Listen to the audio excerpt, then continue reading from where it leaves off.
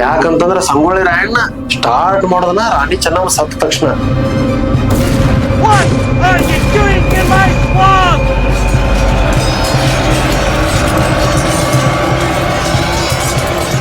ಇನ್ನು ನಾನು ಸುಮ್ಮ ಕುಂಡ್ರಬಾರ್ದು.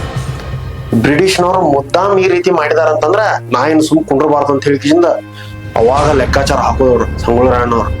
ಲೆಕ್ಕಾಚಾರ ಹಾಕಿ ಆಮೇಲೆ ಏನ್ ಮಾಡ್ತಾರೋ ಅವ್ರ ಸರ್ದಾರ್ ವೀರಪ್ಪನವ್ರಿಗೆ ಹೇಳಿ ಅಲ್ಲಿಂದನ ಬಂಡಾಯ ಸ್ಟಾರ್ಟ್ ಆಕೈತವ್ರು. 1830 ಜನವರಿ ತಿಂಗಳದಾಗ ಅವ್ರ ಈ ಒಂದು ಬಿಡಿ ಕಚೇರಿ ಮೇಲೆ ದಾಳಿ ಮಾಡ್ತಾರ. ಅಲ್ಲೇ ಫಸ್ಟ್ ದಾಳಿ ಸ್ಟಾರ್ಟ್ ಆಗೋದ ಅಲ್ಲಿಂದ. ಅವ್ರು ಹಂಗಂದ್ರೆ ಬ್ರಿಟಿಷ್ನವ್ರು ಏನ್ ತಿಳ್ಕೊಂಡ್ಬಿಟ್ಟಿದ್ರು, ಇನ್ ರಾಣಿ ಚೆನ್ನಮ್ಮ ಸತ್ ಬಿಟ್ರೆ ಮುಗಿದ್ ಹೋದನ್ನ ಇನ್ಯಾರು ಇನ್ಯಾರು ನಮ್ಗೆ ಹಿಡ್ಯಾರ ಇಲ್ಲ ತಿಳ್ಕೊಂಡ್ಬಿಟ್ಟಿದ್ರು ಅವ್ರ. ಅಯ್ಯೋ ಏನ್ ಸಂಗೊಳ್ಳಿ ರಾಯಣ್ಣ ಅವ್ರು ಏನು ಅವ್ರ ಮ್ಯಾಲ ಅಚಾನಕ್ಕಾಗಿ ಗೆರಿಲ್ಲಾ ಯುದ್ಧಗಳನ್ನ ಸ್ಟಾರ್ಟ್ ಮಾಡ್ಬಿಟ್ರಲ್ಲ.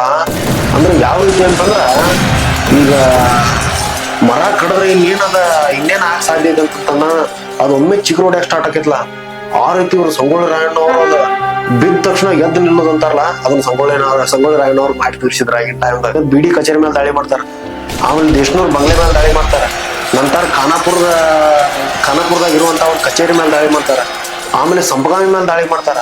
ಈ ರೀತಿ ಹಲವಾರು ಕಡೆ ದಾಳಿ ಮಾಡ್ತಾರ ಅವ್ರು. ಮತ್ತ ಇನ್ನೊಂದು ವಿಚಾರ ಹೇಳ್ಬೇಕ, ಅದೇನಂತಂದ್ರ ಅಳ್ನಾವರ ಕಡೆ ನಡೆದಿತ್ತದ. ಆ ಒಂದು ಗೆರಿಲ್ಲಾ ಯುದ್ಧ ಯಾವ ರೀತಿ ನಡೆದಿತ್ತು ಅನ್ನೋದನ್ನ ಒಂದು ಸಣ್ಣದಾಗಿ ಒಂದು ಕಟ್ಟಿಕೊಡುವಂತ ಪ್ರಯತ್ನ ಇದೆ. ಏನಂತಂದ್ರ ಸಂಗೊಳ್ಳಿ ರಾಯಣ್ಣ ಅವ್ರ ಜೊತೆ ಇದ್ದವ್ರೊಳಗ ಬಿಚ್ಚುಗತ್ತಿ ಚನ್ನಬಸಪ್ಪ ಮತ್ತು ಗಜವೀರ ಇವ್ರ ಆಪ್ತ ಸ್ನೇಹಿತರು. ಇವ್ರು ಬ್ರಿಟಿಷರು ಇವ್ರನ್ನ ಹುಡ್ಕಾಡ್ಕೊತ ಬಂದಿರ್ತಾರ. ಎದಕ್ಕಂತಂದ್ರ ಇವ್ರನ್ನ ಮಟ್ಟ ಹಾಕ್ಬೇಕಂತ ಹೇಳಿ ಬ್ರಿಟಿಷ್ನವ್ರ ಸೈನ್ಯ ಮತ್ತ ಅದ್ರ ಜೊತೆ ಅವ್ರ ಅಧಿಕಾರಿಗಳ ಅವ್ರೆಲ್ಲ ಬಂದಲ್ಲಿ ಅಳ್ನಾವ್ರ ಕಾಡೊಳಗ ಬೀಡ್ ಬಿಟ್ಟಿರ್ತಾರ.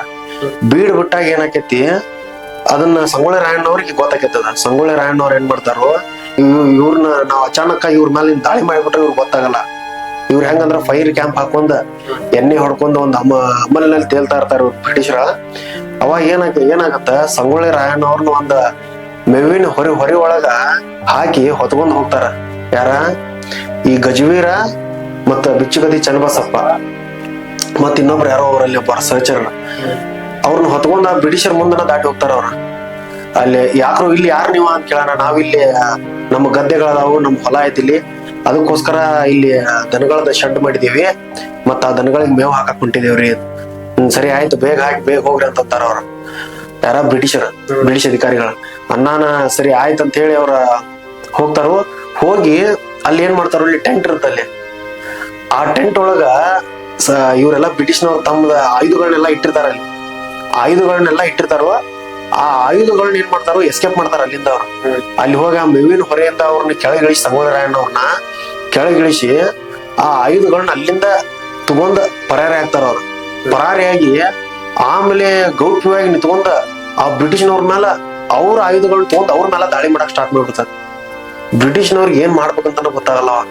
ಅಷ್ಟು ಬ್ರಿಟಿಷರ ಅಧಿಕಾರಿಗಳಾಯ್ತು ಮತ್ ಸೈನ್ಯ ಆಯ್ತು ಅಲ್ಲೇ ಜೀವ ಬಿಡ್ತಾರ. ಅವ್ರು ಸತ್ತು ಹೋಗ್ಬಿಡ್ತಾರ. ನೆಲಸಮ ಹಾಕಾರ. ಅಲ್ಲಿ ನೆಲಸಮ ಆದ್ಮೇಲೆ ಅಲ್ಲಿಗೆ ಮುಗಿತ. ಅಂದ್ರೆ ಇದು ಎಂತ ಹೋರಾಟ ನೋಡ. ಅಂದ್ರ ಅವ್ರಿಗೆ ಯಾವ ರೀತಿ ಯುದ್ಧದ ಕಲೆಗಳು ಗೊತ್ತಿತ್ತು ಅಂತಂದ್ರ ಅದನ್ನ ಊಹೆ ಮಾಡಕ್ಕೂ ಆಗೋದಿಲ್ಲ ನಮಗೆ. ಅದನ್ನ ಕೇಳ್ತಾ ಅಂತ ಸ್ಟೋರಿಗಳನ್ನ ಕೇಳ್ತಾ ಅದ್ರ ರೋಮಾಂಚನ ಆಕೈತಿ. ಅವ್ರ ರೀತಿ ಸಂಗೊಳ್ಳಿ ರಾಯಣ್ಣವ್ರ ಒಂದ ಚಾಣಾಕ್ಷತನ ಆ ರೀತಿ ಇತ್ತು ಅಂತ ಹೇಳಿ ನಾವ್ ಇಲ್ಲಿ ಹೇಳ್ಬೇಕು.